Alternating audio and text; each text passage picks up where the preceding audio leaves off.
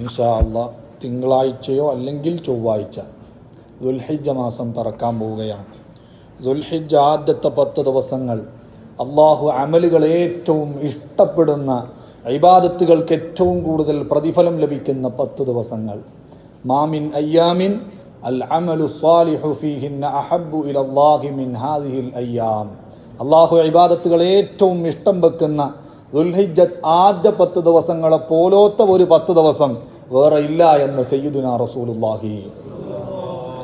അതിൻ്റെ ഭാഗമായാണ് 9 ദിവസം 1 മുതൽ ദുൽഹിജ്ജ 9 വരെ. അറഫൻ്റെ നോമ്പ് ഏതെങ്കിലും പ്രധാനപ്പെട്ട നോമ്പാണ്.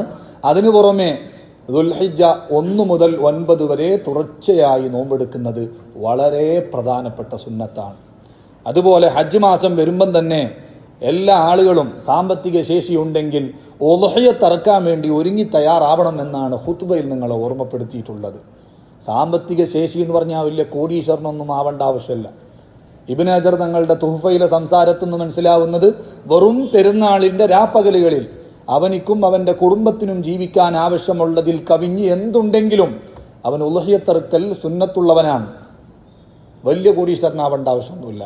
മറ്റു ചില പണ്ഡിതന്മാർ അതിന് പുറമെയുള്ള 3 ദിവസം അയ്യാമത്തെ ശരീക്കിൻ്റെ ദിവസവും കൂടി കുടുംബത്തെ പോറ്റാനുള്ള ചെലവ് കഴിഞ്ഞ് ബാക്കിയുണ്ടെങ്കിലാണ് ഉദ്ഹിയ്യത്ത് അറക്കേണ്ടത് എന്ന് പറഞ്ഞിട്ടുണ്ടെങ്കിലും ഇബ്നു ഹജർ തങ്ങൾ പറഞ്ഞത് പെരുന്നാളിൻ്റെ രാപ്പകലുകളിൽ അവനും അവൻ്റെ കുടുംബത്തിനും ആവശ്യമുള്ള സാമ്പത്തിക ചെലവുകളെല്ലാം കഴിഞ്ഞ് അതിന് പുറമെ എന്ത് കയ്യിലുണ്ടെങ്കിലും ഉദ്ഹിയ്യത്ത് മൃഗം വാങ്ങാനോ ഒരു ഷെയർ വാങ്ങാനോ കഴിവുണ്ടെങ്കിൽ അവൻ ഉദ്ഹിയ്യത്ത് സുന്നത്തുള്ളവനാണ്.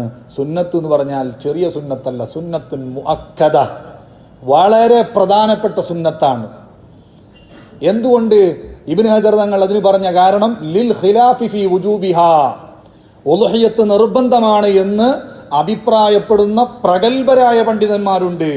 ഇമാം മാലിക് റളിയല്ലാഹു അൻഹുവിൻ്റെ ഉസ്താദ് റബീഅത്ത് റളിയല്ലാഹു അൻഹു, മഹാനായ ഇമാം ഔസാഇ റളിയല്ലാഹു അൻഹു, മഹാനായ ഇമാം അബൂ ഹനീഫ റളിയല്ലാഹു അൻഹു, അവരൊക്കെ സാമ്പത്തിക ശേഷിയുള്ളവൻ നിർബന്ധമായിട്ടും ഉദ്ഹിയ്യത്ത് അറക്കണം എന്ന് അഭിപ്രായപ്പെടുന്നവരാണ്.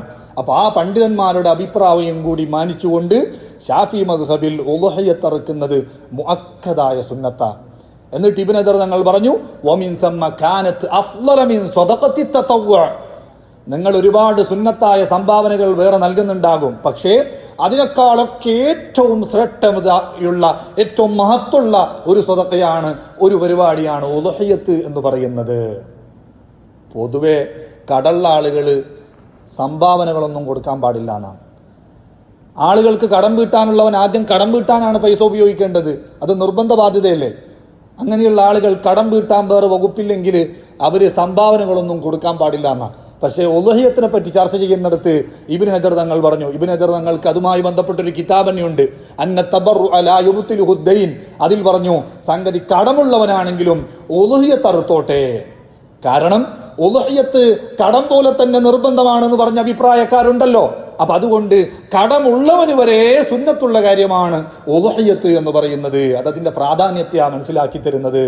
നിങ്ങൾ കേട്ടു ഇന്നത്തെ ഖുതുബയിൽ ഇമാം ത്വബറാനി റളിയല്ലാഹു അൻഹു ഉദ്ധരിക്കുന്ന ഹദീസ്, മാ ഉൻഫിഖത്തിൽ വരിഖു ഫീ ഷൈഇൻ അഹബ്ബ ഇലല്ലാഹി തആല മിൻ നഹീരിൻ യുൻഹറു ഫീ യൗമി ഈദ്. പെരുന്നാൾ ദിവസം ബലിയറുക്കാൻ വേണ്ടി നിങ്ങൾ ഉപയോഗിക്കുന്ന സമ്പത്ത് അതിനോളം അള്ളാഹ്ക്ക് പെരുത്ത് ഇഷ്ടമുള്ള വേറെ ഒരു സമ്പത്തില്ല. അള്ളാഹ് ഏറ്റവും ഇഷ്ടപ്പെടുന്ന സമ്പത്ത് നിങ്ങൾ ഉദ്ഹിയ്യത്തിന് വേണ്ടി ഉപയോഗിക്കുന്ന സമ്പത്താണ്. അപ്പോൾ സ്വന്തമായി ഒരു മൃഗത്തെ വാങ്ങി അറുക്കാൻ കഴിവുള്ളവർ അങ്ങനെ അറുക്കണം. പറ്റിയില്ലെങ്കിൽ അറുക്കുന്ന ആളുകളോടുകൂടെ ഏയിൽ ഒരു ഷെയർ വാങ്ങിയിട്ട് അങ്ങനെയെങ്കിലും ഉദ്ഹിയ്യത്തിൽ പങ്കാളിത്തം നേടണം. അല്ലാഹു തആല തൗഫീഖ് നൽകുമാറാകട്ടെ. നമുക്ക് അല്ലാഹു തആല ശുക്ർ ചെയ്യാൻ വേണ്ടി 2 തരം നിയമത്തുകൾ തന്നിട്ടുണ്ടല്ലോ. ശാരീരികമായ നിയമത്തും അല്ലാഹ് തന്നിട്ടുണ്ട്, സാമ്പത്തികമായ നിയമത്തും അല്ലാഹു തന്നിട്ടുണ്ട്. ഗസാലി ഇമാം ഇഹ്യായിൽ ഒരു സ്ഥലത്ത് പറയുന്നുണ്ട്, ആ 2 നിയമത്തിനും നമ്മൾ ശുക്ർ ചെയ്യാൻ ബാധ്യസ്ഥരാണ്. എങ്ങനെയാണ് ശാരീരികമായ നിയമത്തുകൾക്ക് ശുക്ർ ചെയ്യേണ്ടത്? ആരോഗ്യം, അത് അല്ലാഹു തന്ന ഏറ്റവും വലിയ നിയമത്താണ്. അതിന് ശുക്ർ ചെയ്യേണ്ടത് അൽ ഇബാദത്തുൽ ബദനിയ്യ, നിസ്കാരം പോലത്തെ ശാരീരികമായ ഇബാദത്ത് കൊണ്ടാണ് ശുക്ർ ചെയ്യേണ്ടത്.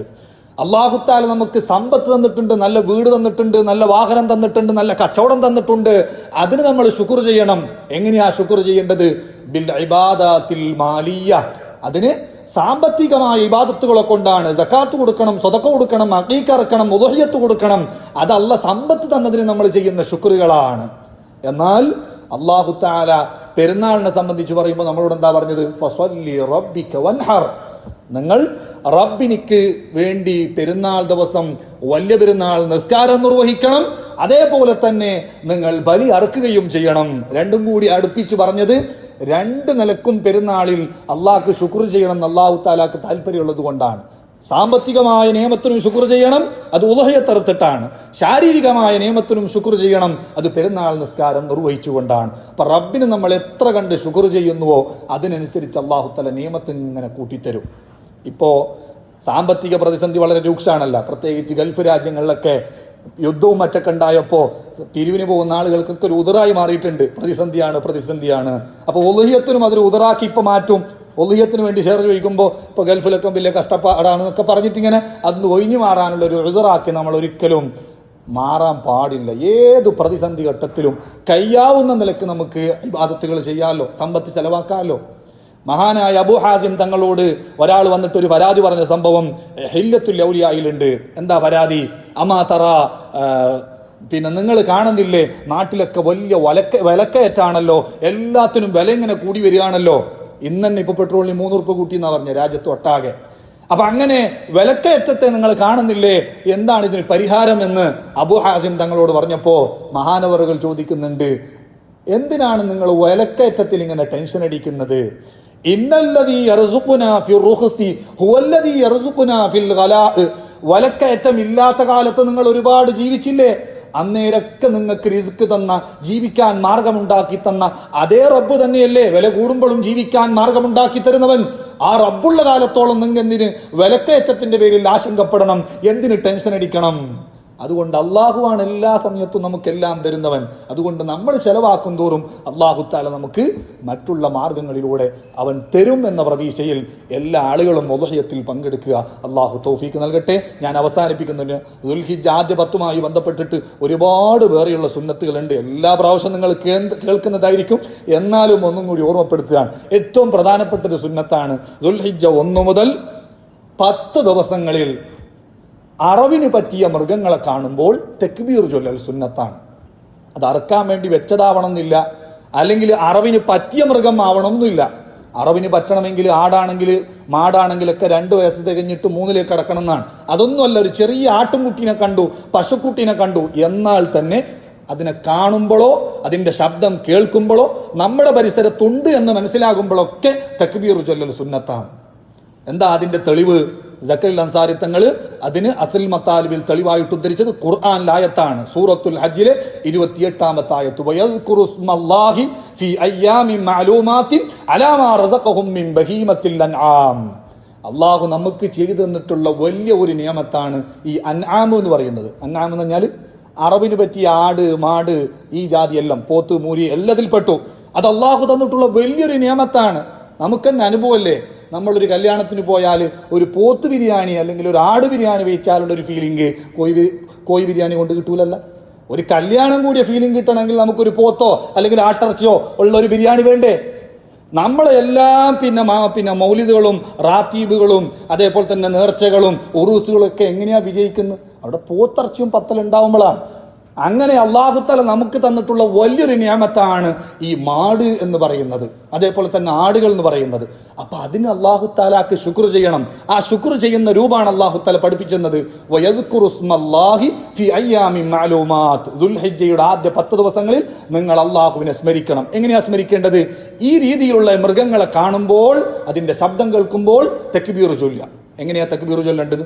ഒറ്റ വട്ടം ചൊല്ലിയാൽ മതി, അല്ലാഹു അക്ബർ. 3 വട്ടം ചെല്ലണമെന്ന് അഭിപ്രായപ്പെട്ടവരുണ്ട്. പ്രബല അഭിപ്രായം ഒറ്റ വട്ടം തക്ബീർ ചൊല്ല. അതൊരു സുന്നത്ത്, എല്ലാ ആളുകളും ശ്രദ്ധിക്കണം. അതേപോലെ തന്നെ ദുൽഹിജ്ജയുടെ ആദ്യ 10 ദിവസങ്ങളിൽ സൂറത്തുൽ ഫജ്ർ ഓതുന്നത് പ്രത്യേകം സുന്നത്താണ്.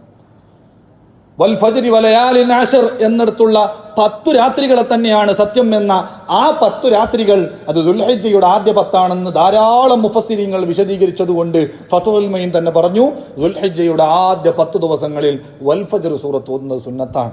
അതിന് പിമ്പലമായി ഒരു ഹദീസ് ഇമാം സാലബി തങ്ങൾ റിപ്പോർട്ട് ചെയ്തിട്ടുണ്ട് എന്നും ഫതാവൽ ഹദീസിൽ ഇബ്നു ഹജർ തങ്ങൾ രേഖപ്പെടുത്തി വെച്ചിട്ടുണ്ട്.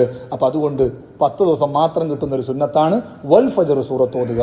ഞാൻ ദർസിലുണ്ടാവുമ്പോൾ ഉസ്താദ് സുബഹി നിസ്കാരം കഴിഞ്ഞാൽ നല്ല ശബ്ദമുള്ള ഒരാളെ കൊണ്ട് ഓതിപ്പിക്കും. അപ്പം എല്ലാവർക്കും ഓർമ്മ വരുമല്ലോ. അപ്പം കൂട്ടത്തിൽ ഓതുമ്പോൾ എല്ലാവർക്കും ആ സുന്നത്ത് കിട്ടിയിരുന്നു. 10 ദിവസം വൽ ഫജ്ർ സൂറത്ത് ഓതാൻ ശ്രദ്ധിക്കണം. അതുപോലെ ഉളുഹിയ്യത്ത് അറുക്കാൻ ഉദ്ദേശിക്കുന്നവർ അവർക്ക് 1 മുതൽ ദുൽഹിജ്ജ 1 മുതൽ ഉളുഹിയ്യത്ത് അറുക്കും വരെ, ചിലപ്പോൾ അത് പെരുന്നാളിനായിരിക്കും അറുക്കുക, അല്ലെങ്കിൽ അയ്യാമത്തെ ശരീക്കിൻ്റെ ദിവസങ്ങളിലായിരിക്കും അറുക്കുക. ആ അറവ് നടത്തുന്നത് വരെ ശരീരത്തിൽ നിന്ന് നഖം, മുടി പോലോത്ത ഒന്നും നീക്കം ചെയ്യാതിരിക്കൽ സുന്നത്താണ്. നീക്കം ചെയ്യുന്നത് കറാഹത്താണ്. അതെന്തിനാ? അതിൻ്റെ കാരണം പണ്ഡിതന്മാർ പറഞ്ഞത് അത് ലിശുമൂലിൽ ഇത്ഖി വൽ മഗ്ഫിറ. അല്ലാഹു തആല ഉളുഹിയ്യത്ത് അറുക്കുമ്പോൾ മനുഷ്യനെ നരകത്തിൽ നിന്ന് മോചിപ്പിക്കുമ്പോൾ എല്ലാ ഭാഗവും ഉൾപ്പെടാൻ വേണ്ടിയിട്ടാണത്.